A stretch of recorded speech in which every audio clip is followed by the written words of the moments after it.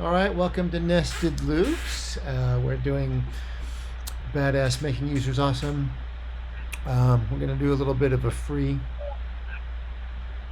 little free discussion. I guess lessons learned to date so far, and and then I guess next time we'll wrap up a little bit of the final chapter in the epilogue. Yeah. So what I think. A lot of things in this book bring stuff that I feel a lot of people don't consider at all.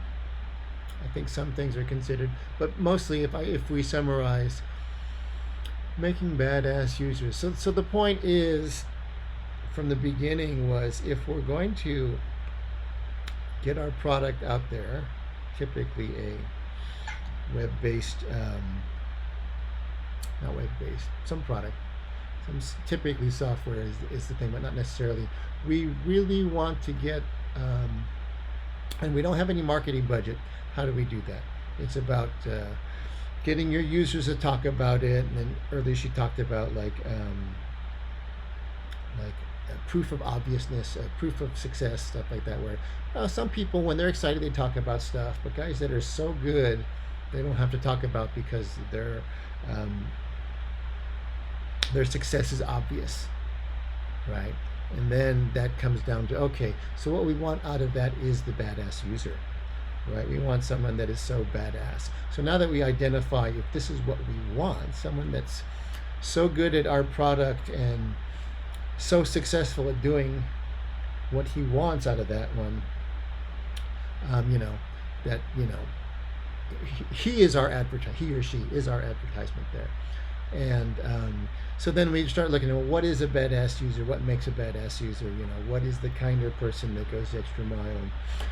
And part of that is about learning and people and certain kind of people, and part of it is about how to motivate and assist that person. How do we make this person more badass? And then part of that is also structuring your application. Actually, to backstep before that, also there's the talk about the context, the bigger context, the smaller context, and we'll use the camera thing. We don't. If we have a camera, it's not just about a camera guy. It's a guy who's a photographer. The bigger context, and part of that is motivation. And they were talking about how, you know, typically advertisement to get you to buy the product is usually pretty good at the bigger motivation. Like if there's a camera ad, there's like, look at these fantastic pictures, or capturing these moments, or sunset, or birthdays, right? They're really good about that. Then you get the product, and it's just this about the camera itself and not about the context. So identifying the bigger context and helps motivate, and then once they have the product, keeping them online with that one. So part of that is, if you can structure your product in a way that is both digestible. He talked about various curves of, these various curves of suck and not suck, and then, when I give up and when I keep going. And so partly it's about structuring your thing, or if you can set up a way, or what was the word that she was using? Like a tangible, what do you call it? I think we just did this in the one with Alexa, where you give them stuff that is significant, but not necessarily hard, or something like that one. I'm saying meaningful. Meaningful, I think was the word. If you can break it down so that you have these meaningful things for them to grasp, it motivates them because it's ability. It really is kind of like, what can you do? What levels can you do what? And structuring it so, hey, he can do this, and this is good enough. It's not maybe super useful, but it's good enough that it gets him to here, and then it gets him to here, and then various lines like that one. And so it's really about identifying your area of expertise, what the bigger context is, what to do product, motivation, and instruction, and probably community-wise, to encourage these would-be badass users to become more badass, and then eventually they become badass and they sell your product for you. So I think that's a decent summary. Anyone want to chip in on that one before? So this is all open since we have no slides this time around. So actually, let me ask Alexis. So what did you pick up from the book so far? Anything that we can apply to our job, or any would-be products that we might make besides our main job?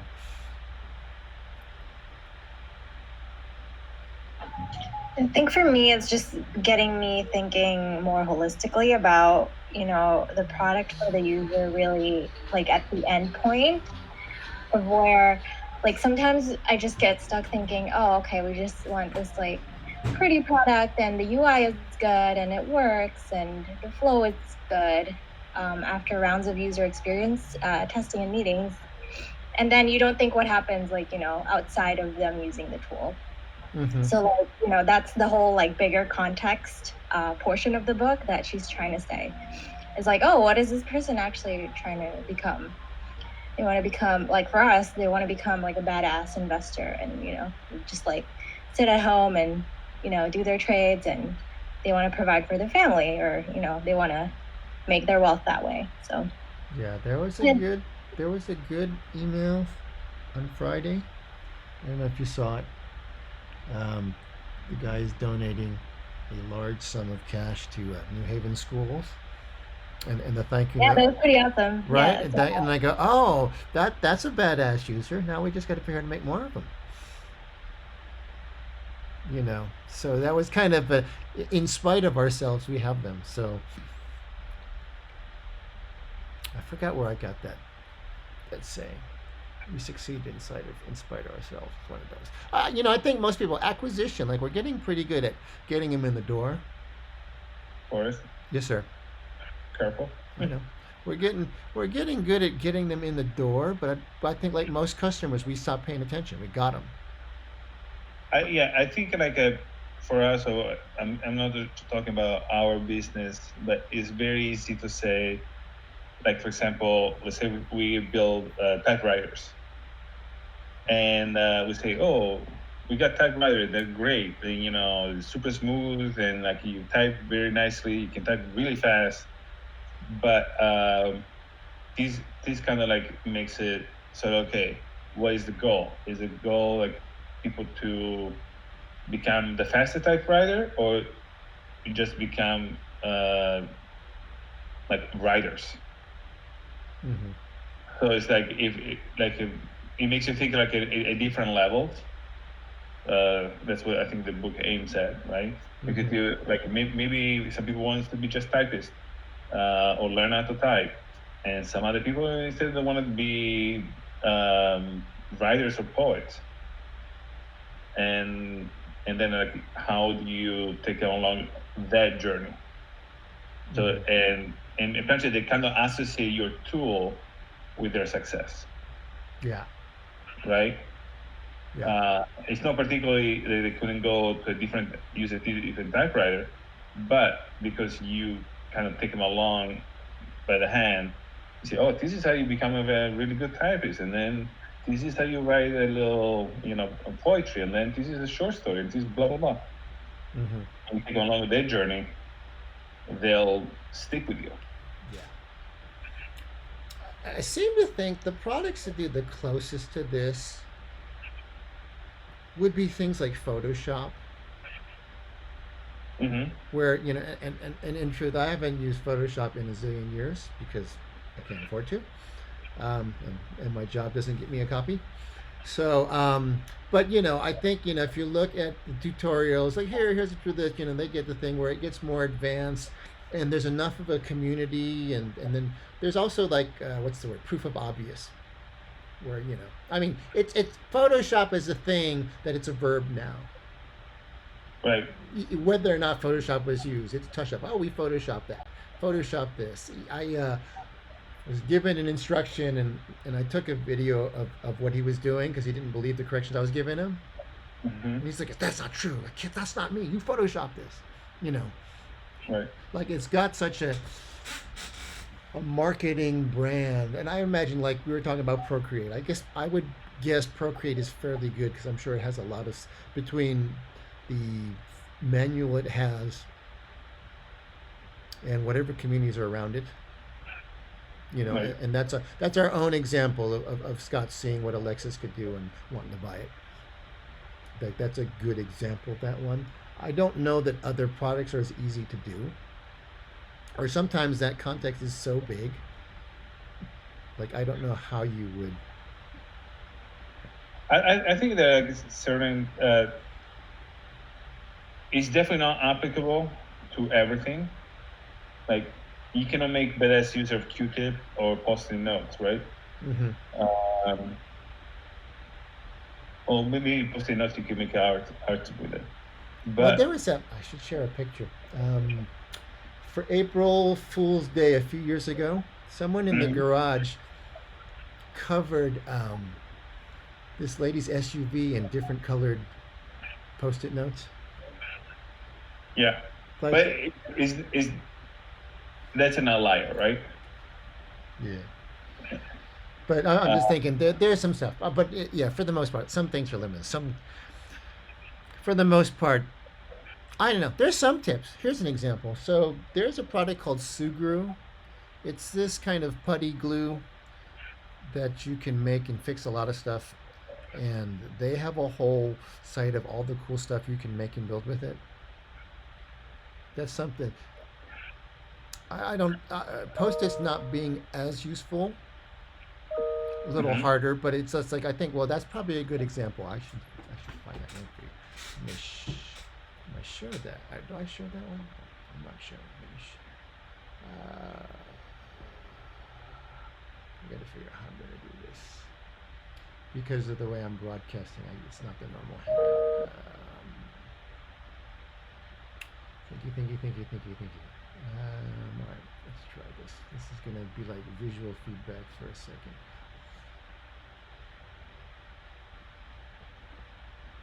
Oh, no, never mind.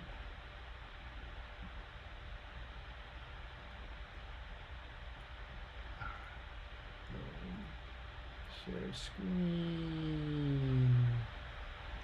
Application. This guy.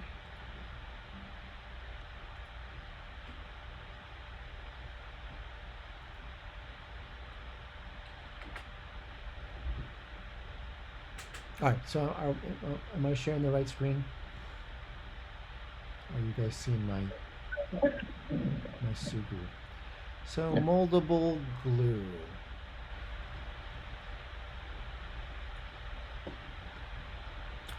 What is Sugu fix? So I've used this to fix some things, but you can sort of see they got this just to give you a taste of stuff that you can make with how to fix any broken cable. So what it is, it's this moldable putty that let's see if we can look through here.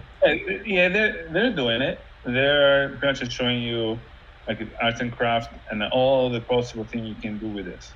Right, Subaru for families. I mean, this is moldable glue. I'm looking for yes for get a grip, common fixes. So this about I think is as close. And I fixed some things rather successful. In fact, I fixed the gasket in our washing machine with it, which otherwise would have been a very expensive thing. But anyways, so this is a one that's good. This gets you in the door. But I don't remember how often the email I get is they're sending me tips all the time, and it is pretty inspiring. If you're at a bit at all handy, the stuff that you can do with this is pretty impressive. And team, and spirit, and go, go, go, go! So I want to say, and I'm going to turn the cheerleader off because I'm sure someone Yeah. is merging stuff. Yeah. So this is Surgrew.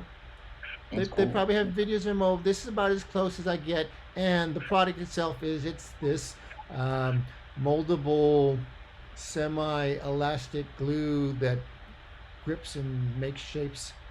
What have I fixed with this? I tried to fix headphones. That wasn't enough. I fixed this propeller that broke on this like die-cast airplane. I fixed obviously the gasket I told you about. The problem with it is kind of expensive. You buy like a 3-pack, it's $12. So before I fix something, I have to ask around the house, hey, what else needs fixing so that I can make full use of the glue. But it's these guys are about as close to, I think, a badass user that you can get with something that's not Photoshop with 5 million features. Mhm. All right, so I'm going to unshare now for now. But this is so maybe these guys read the book. I should ask them. Because when I go, oh, this happens to be, I think, the single most badass user experience for something that's not super complicated, like a drawing tool or something with a big context. In fact, I don't. The big context isn't even that focused. Like people are arts and craft, other people are fixing. It's something like that. But they've shown you enough things. Somewhere there's a proof of awesome, proof of obviousness in there that, yeah. All right. Anyone else got any thoughts on products that might fit this? Someone who's actually doing something along these lines. I think it's an interesting thing. I just happen to use this product that kind of matches. Or anyone got a product they like that is doing a decent job of something? There was a funny one the other day. These paper towels at the store, instead of them being full sheets, they're like half sheets. Mm-hmm. So you can kind of choose how big you want your pieces to be. So they call them Inventa-size. So you were the inventor of your own size. I thought that was funny. Made me think of this book. All right. You can actually cut them in half and make the toilet paper out of it. Be careful though. Recipe. You clog up your thingy with. No, if they're like a single ply, like there's some like paper towels that are very, very thin. Yeah, I know, but it's one of those that, like paper towels are meant to stay together when they're wet, and toilet paper is supposed to dissolve. So it's just like, oh, you got to be careful Right. with that. Yeah, do not use Bounty. Yeah, it's like, oh no, that's bad. Though I imagine people are doing that since it's still hard to get toilet paper. But yeah, anyone got a product I'm trying to think about?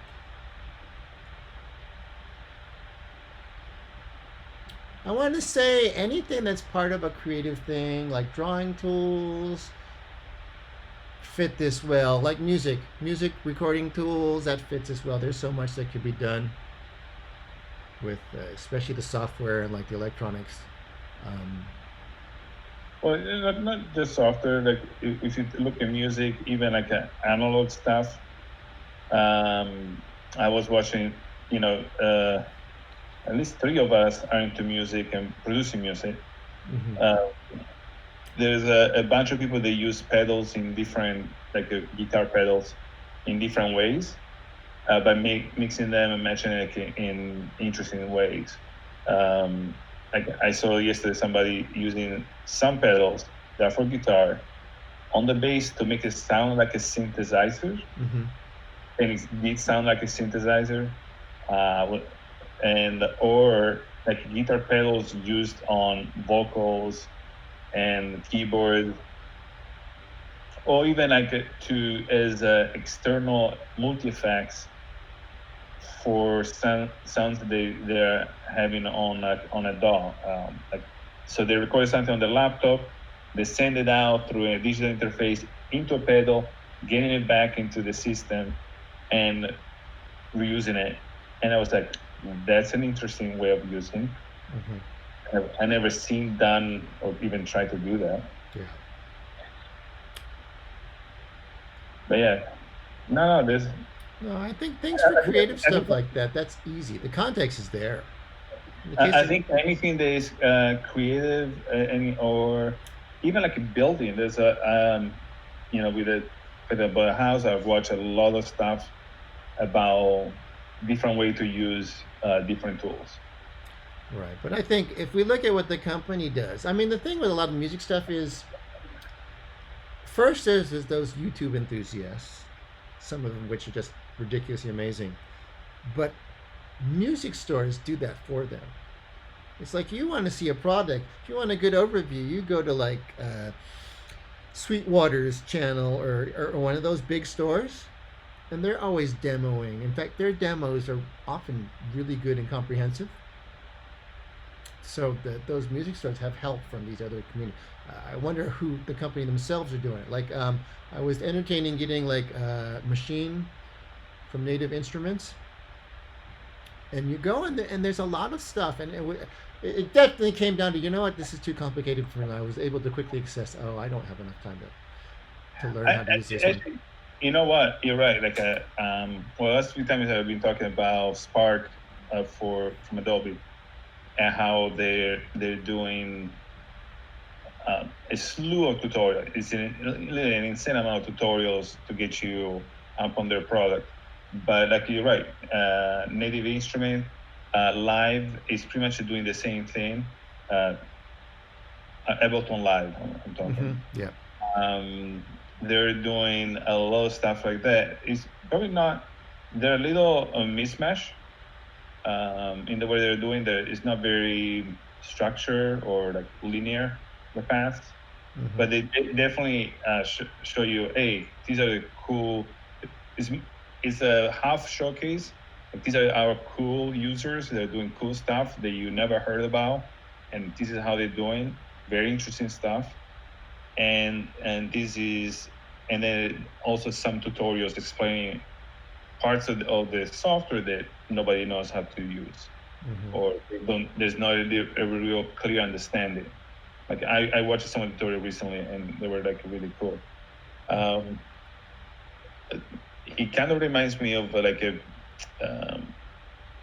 event that went. There was at a nightclub.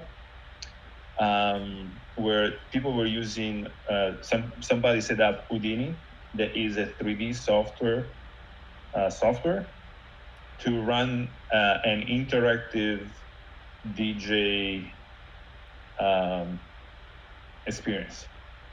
Mm-hmm. Pretty much like everybody on the floor, because there were sensors everywhere in the nightclub. They, like, every single input was sent to this 3D software package that then will use all the inputs for all the people to make music that would then play in the system. Mm-hmm. And it was like super creative. And I guess their point was like a proof of concept. Plus, the guy was an artist, but like a proof of concept also that you can do anything you want with this piece of software. Yeah. It's not limited to making like some character animation. So in the case of, go ahead.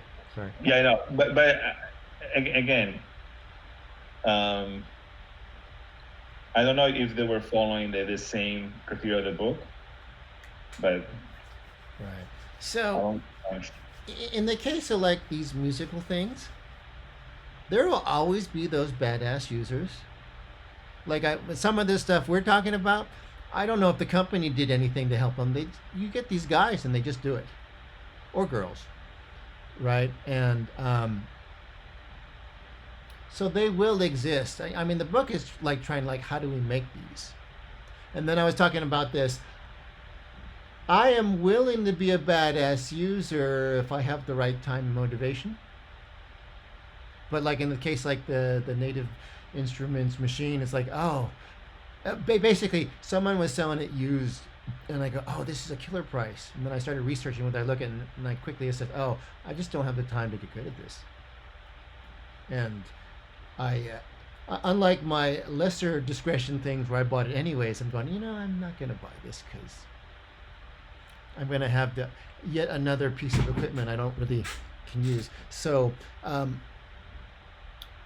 what the book doesn't address some, I don't know, it's going to, how do you find and how do you make these guys?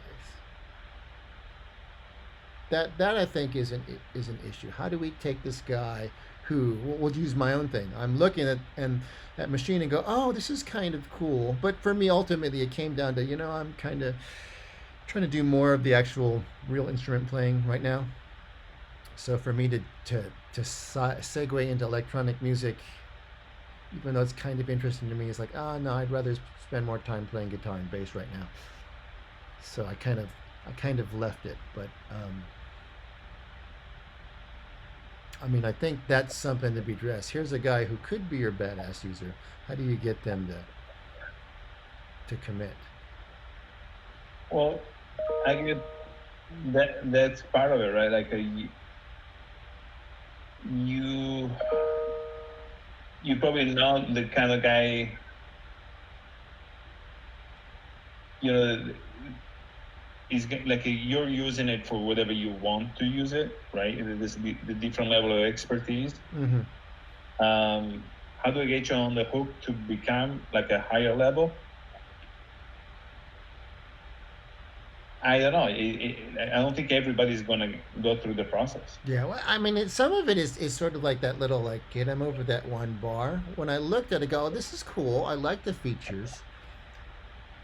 But I could see that hurdle is too far. I go, well, I still kind of need to learn, like, another 20 songs for this guy. If Corona ever goes away, I'm going to play in a band with him.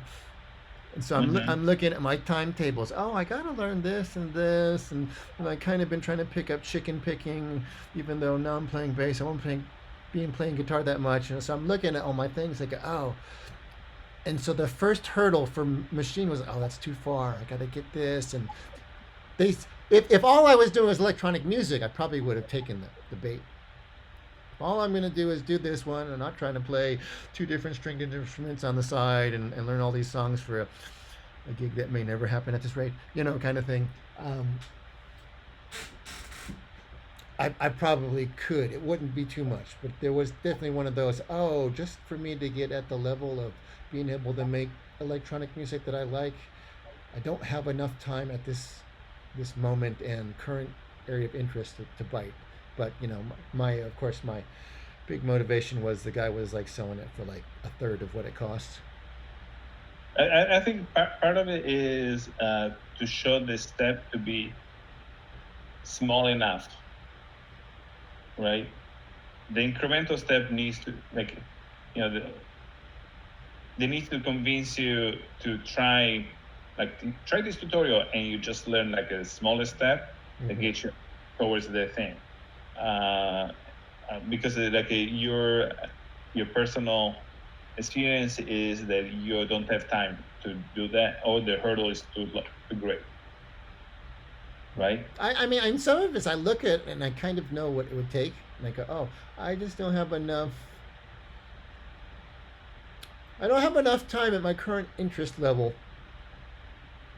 to get to that, because I actually know how much work it will take. Whereas some people go, I'll try that, and this is hard. I already know. I go, I've done other kinds of things. I've learned to use, 16-track recorders and other things that are new. But that's not true. What's that? It takes too long if you do it all at once, right?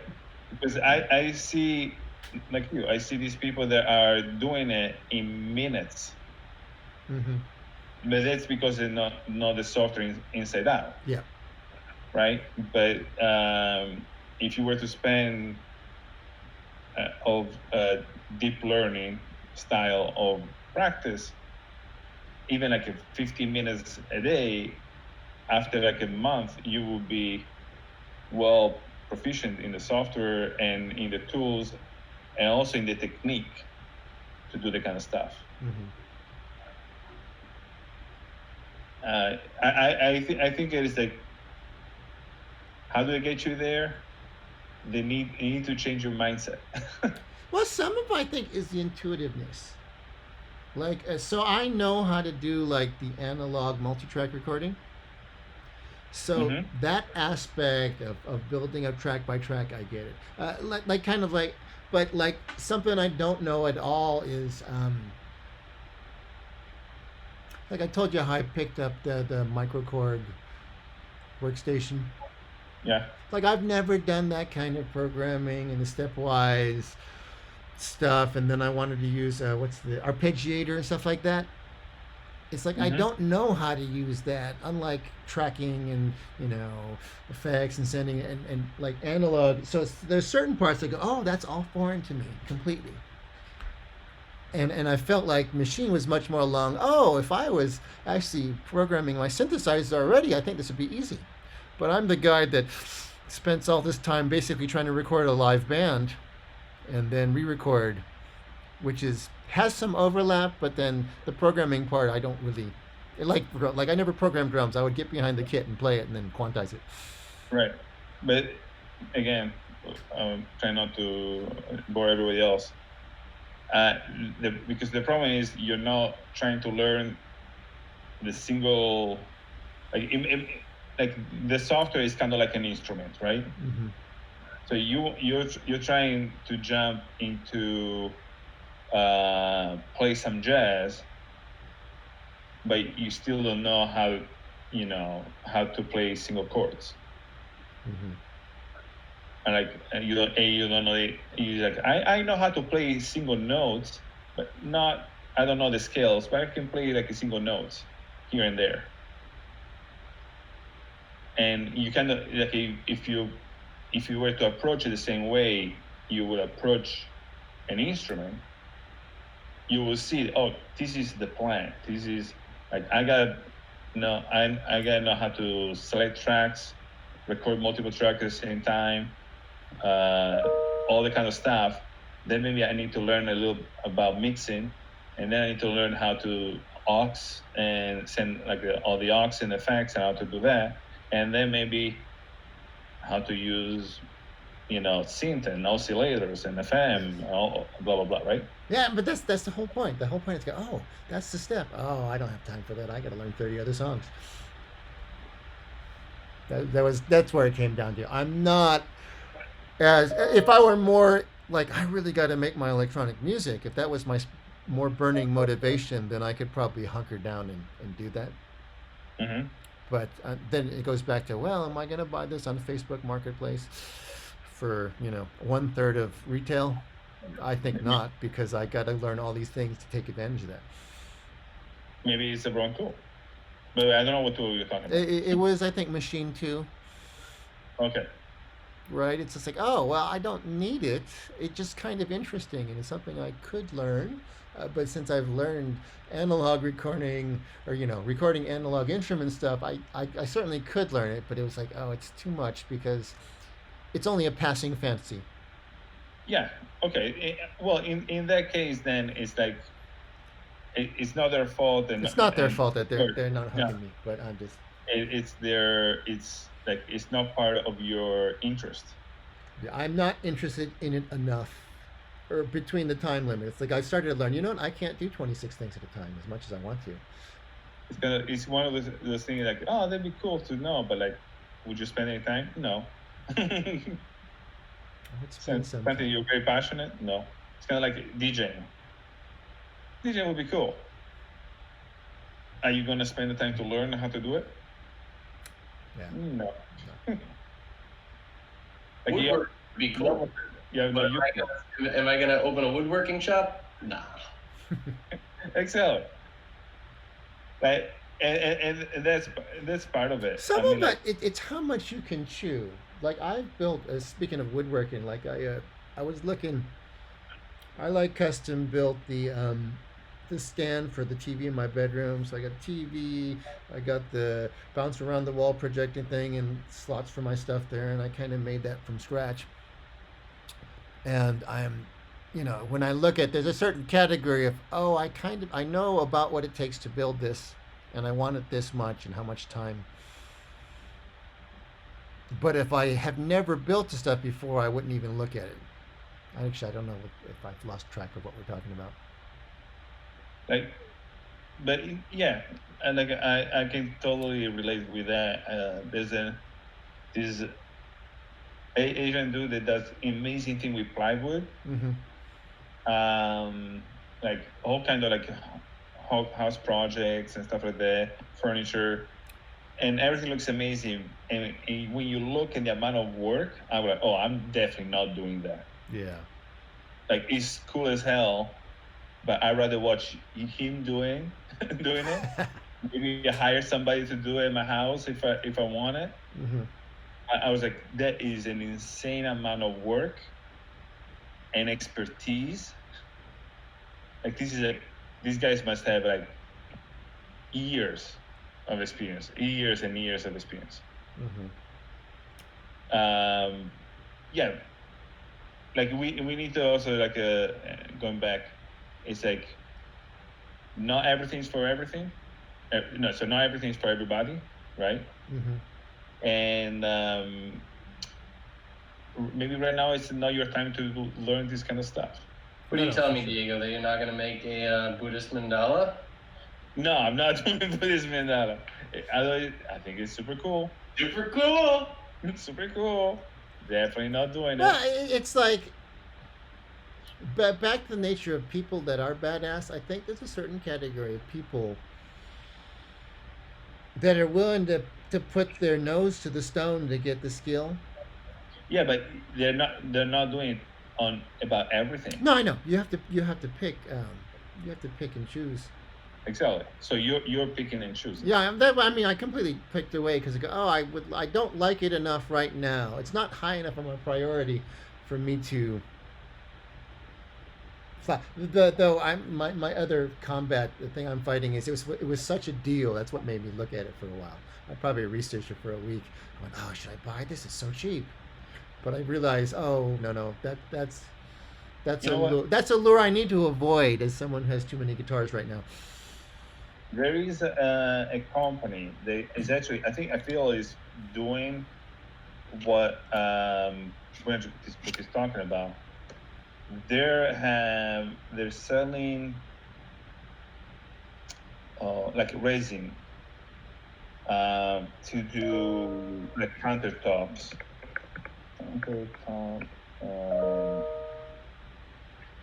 Oh my god, what was it called?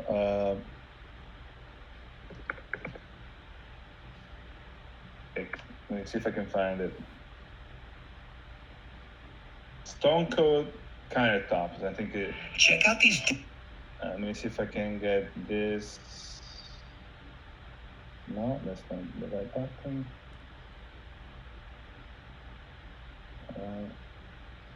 Different style veins that we did in our epoxy project. We're going to show you in this video exactly. All right. You guys can see? Mm-hmm. Yeah. So these guys have like everything you see in the back. They made their own with paint and different things. Mm-hmm. And actually, they use always the same 3 or 4 tools. Mm-hmm. And they make all kind of crazy countertop or siding or whatever it is. And they look, at very least, like on YouTube channel. I don't know how they look up close. Mm-hmm. They look amazing. Click on the red subscribe button and be sure to. Let me see if I can get. Just look behind them. Mm-hmm. All of those things.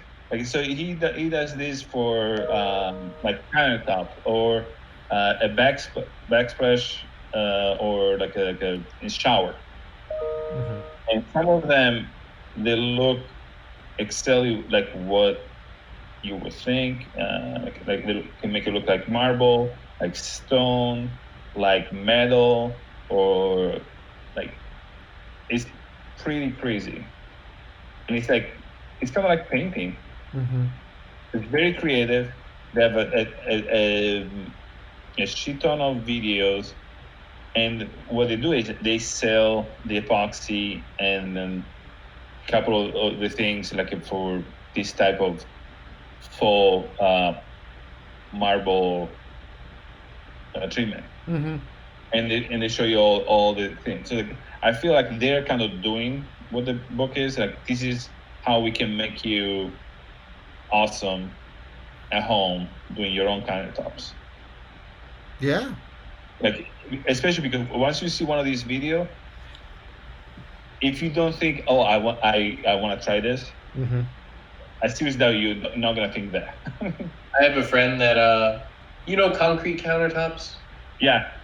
They look beautiful sometimes if they're done really well. Very simplistic, minimalist. He decided that for cost reasons and also just because, whatever, he was going to do his own concrete countertop. Mm-hmm. Wasn't thinking the foundation of the house sunk. Oh, Oh. yeah. Too heavy. Oh my It goodness. takes a lot of skill. Yeah. No, like, I know. I thought about a couple of similar things at this place. And then I was like, oh, I would probably have to reinforce it downstairs. Like the base in the basement, put like some more posts to hold this stuff up. All right, YouTube. I guess the reason why I say that is because, it's like, you want to do that stuff yourself, but you could really mess up or waste a lot of money. Yeah. Now that's good. This is in the chapter where they're talking about like setting up the community, making a website if you don't have any. Mm-hmm. Did she come right out and say, "Hey, you should sponsor"? Like when I look at stuff like this, in this case, the company's making it, and this is what they should be doing. Because they're just showing they're doing proof of awesome here. Like, look at this. Look how awesome this one is pretty cool. Look how awesome you can be if you have the right skill set and tools. Well, we can sell you the tools, and you can watch the video. But I think about I think this happens. So there's a YouTuber, Andrew Huang. Mm-hmm. He makes all kinds, and apparently he is whatever. I've been getting advertised for his products, so I can see people find an awesome user and they kind of sponsor these guys. And that would be a way, if they're already doing awesome stuff with your stuff, you just kind of call attention to them and maybe help them out a bit. Right. Oh, but by the way, something I want to mention. I don't know if you see the girl or even this guy. Every once in a while, they bring some of their subscribers in, Mm-hmm. and if they're in town, and they let them do one. Oh, that's cool. So we all gonna work on this one. I think one of either the girl or this guy, or I don't know who. They'll just bring people in. It's like anybody can do this. So it's not just me. Yeah. So That's I good think technique. people are doing pretty good job at it. All right, there's your good examples. Stone coat tops, is that what it's called? Stone coat countertops. Countertops. Them and Sugru, these guys are off. That's kind of cool. Okay, I need I need to figure out what it is I need to build and find the badass user for that. I kind of want to build the pellet trap. Actually, that's completely within my realm of ability to build. I just don't know if I want to do it. Sorry, because I'm just going off track, but I think it's amazing that most grown adults did not know how to wash their hands until the COVID. You know what? That's something I see in bathrooms that really wigs me out. It's like, wow, what an amazing thing! We're learning how to wash our hands on the news for the first time ever. Yeah. Well, I think that people were not. Definitely, the people were not watching for 20 seconds. I'm sure. Mm-hmm.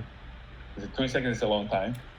So, and not as often. I want to say anyone who's a parent in research age, I remember from my first child, we would sing, was it Twinkle Twinkle Little Star as we washed the hands as our 20 plus second thing? And I remember that. I don't remember what parenting source of information got that to me, but that's kind of how I started off. So, and that was, my oldest 18 years old. So it's just so for almost 20 years, it has been in my relatively new parent education system. So I want to say, is that not true? Maybe that's part of it. Is that not true? Are these people just don't have kids? Or maybe it's the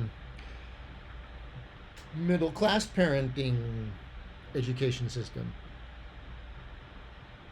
that is doing this. Yeah. So it's they're talking about, what song do you sing? Well, for us, it's Twinkle Twinkle Little Star.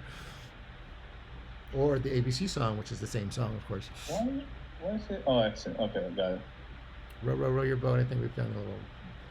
But I don't know if you see over here, they brought a bunch of people and to see like a kind of workshop.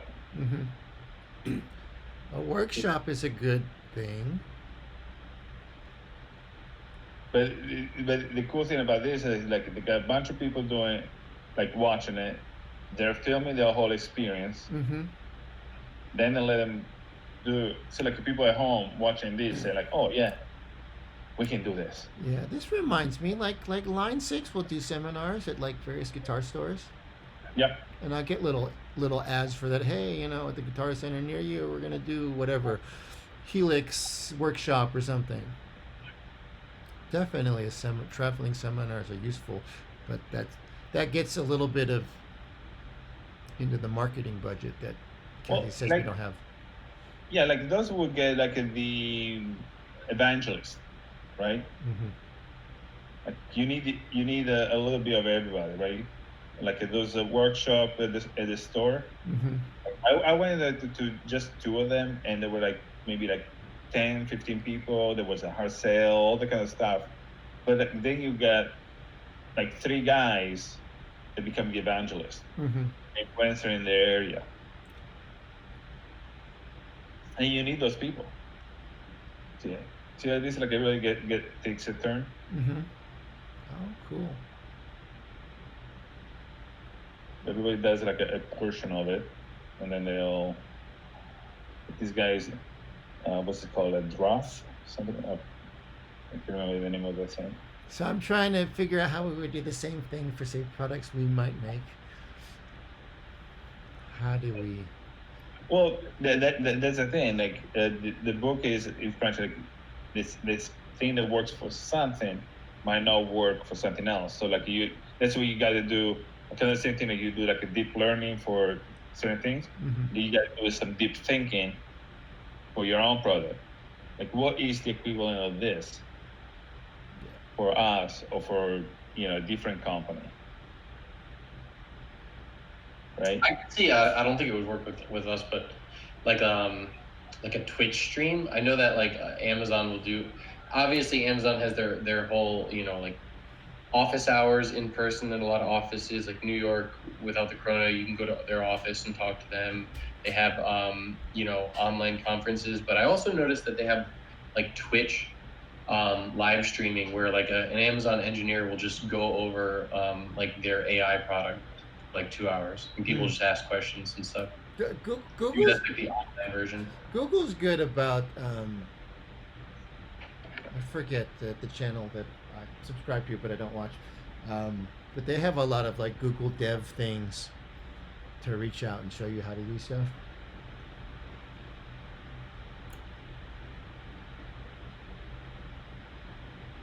All right, well that's cool. Anything else? We actually free-form discussion went pretty far. So that's my goal for us. You'll make a making badass hand washers product now. Try to figure out how you're actually badass. Basically, we need like a little bacteria meter. And the badass user is, look, he got 0 bacteria in only 20 seconds. And it took the next best guy 27 seconds. How can And if you put it into one of those, like, have you been to a restaurant where they have a TV in the mirror? Oh, yes.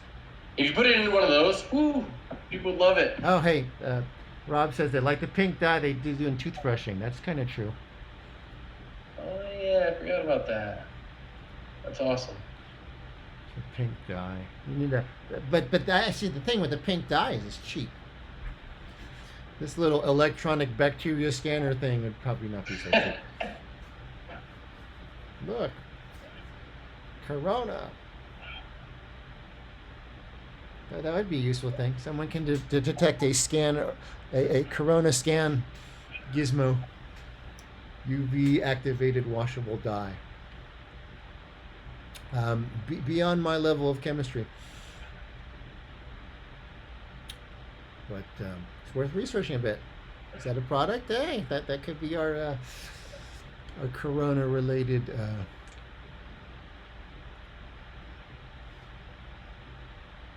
product. All right. Anyone else got anything else? Any products that they want to talk about?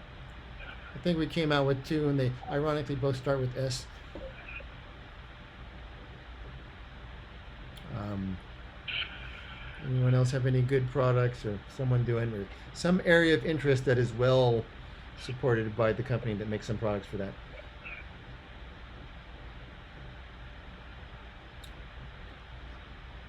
Home Depot. Home Depot makes seminar. I mean, it's not a single product, but the Home Depot has all those little workshops that you can go and learn to build stuff.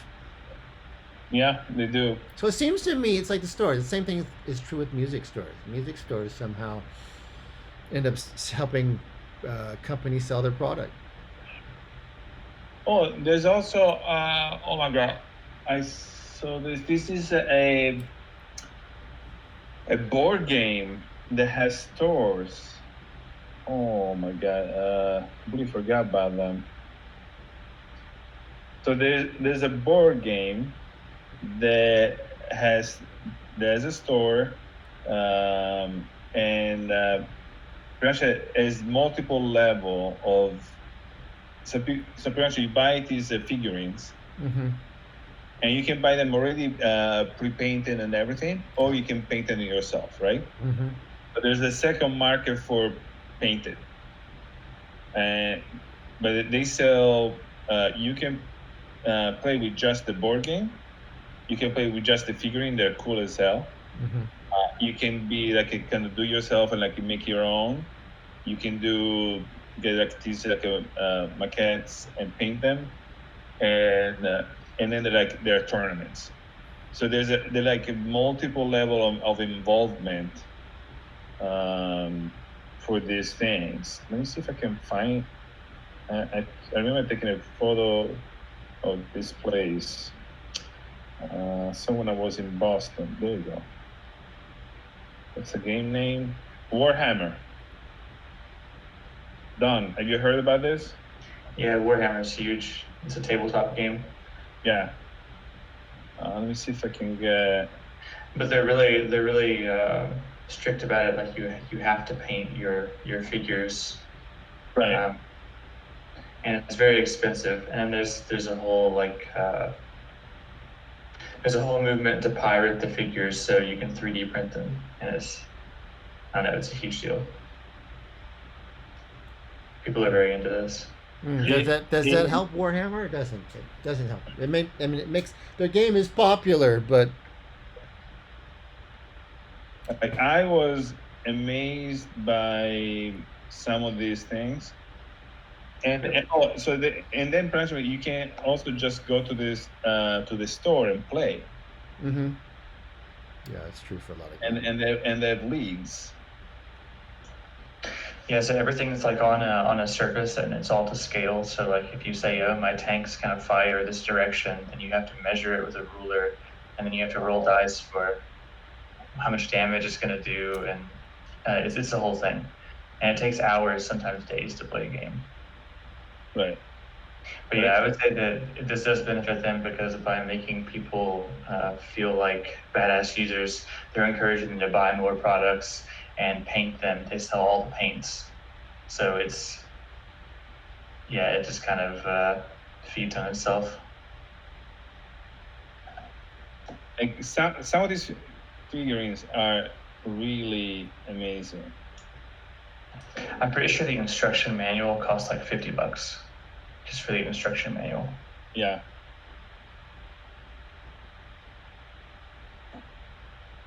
Like I am not that much into this thing. Oh, and then there are castles that you can paint and build, demons. It's a whole world. Like I was I was walking around in Boston. I saw this store, and I was like, "What is going on here?" That's good. This is just amazing. There's got to be a subset of things that you can have a whole world for. I mean, a game, cosplay. It's like there's certain things.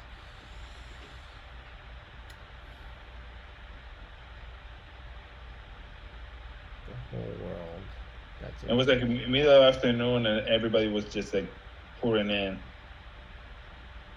And by pouring in, I mean like it's not that big of a store, so like even like a 10, 12 people, it's just like a lot. Well, certainly for electronic gaming, you can definitely make it easier to level up and gradually introduce skills to them. Mm-hmm. Well, yeah, this is definitely something that you level up. That's not it. What is it? And you can see even these castles. I mean, I have photos on my phone. I don't know how to show them up here, but like some of the stuff were like so insane. Because they were actually big.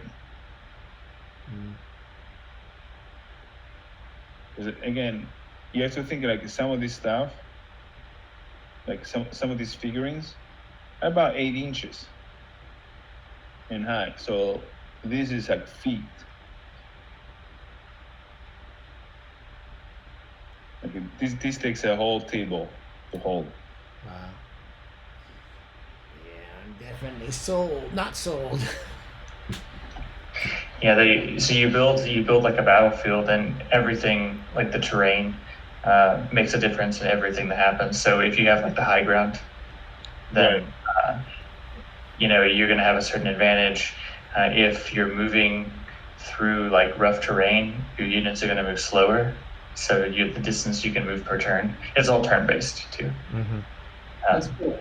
It's all different, yeah. Yeah, you always expect that.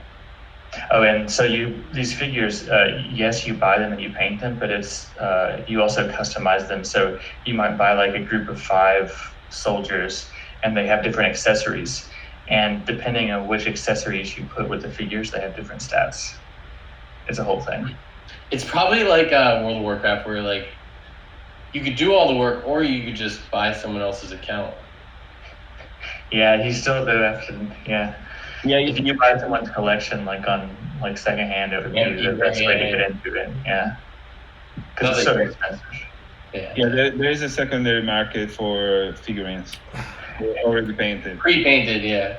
And there's different factions or races or whatever, and they each have their own instruction manual that you have to buy. All right, so now you can get a little bit of a scale. Yeah. Photo. Like this is one of those stores, I bet. But like there was like they had set up. Somebody brought a castle that was twice as tall as this, and like maybe 2 times bigger, like wider. And I was like, what? Like it came in with a cart, right? And I was like, this is like incredible. So what makes someone more badass at this? That they got better looking stuff? Yeah, it's better looking. Is like they know the rules. They know they got perfect customization. So that it's got like it's kind of like was not Pokemon, Yu-Gi-Oh. The guys from Yu-Gi-Oh has like those cards with it knows exactly when to use them. Mm-hmm. That like you run out of turns, or that run out like you used up all your like superpower, and like he's taking some damage, but now he's gonna annihilate you.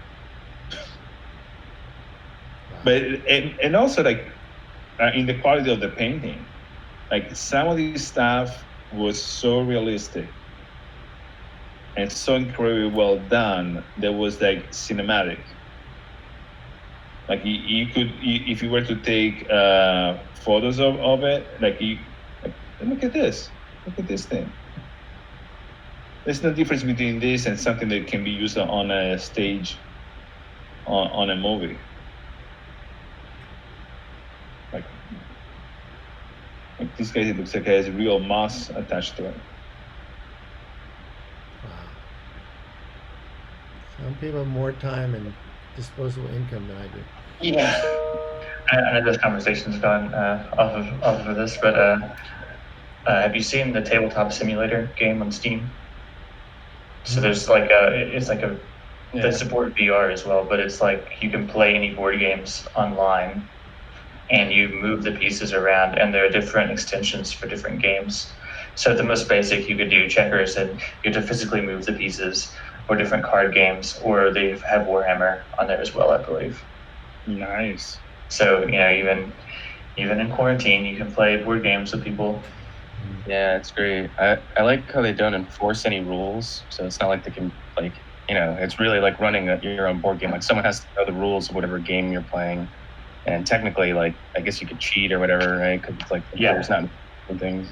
It's pretty fun. Yeah, there's like videos of people playing card games, and they'll like change their angle so they're under the table and they can see the cards, like some sort of a glitch. It's pretty funny. There's also a button for flipping the table, so if you just get mad and you're going to quit, you can just flip the table all the pieces. Ruin the game. And it's got physics too. So like when you're moving the pieces around, they have like a weight, and you know, if you sit it down too hard, it's going to wobble, that kind of thing. Nice. All right. Okay. Well, then I think we'll wrap. And Ali's got to send himself a reminder. Yeah, I already sent it. I set it for next week. All right. Well, thank you, and hopefully this free-form discussion. Look at the size of this one. What are we looking at? Oh. This one. On the upper right. The castle. Crazy. All right, see you. Yeah, I can't even learn to use machine. There's no way I'm doing that. Bye. See ya.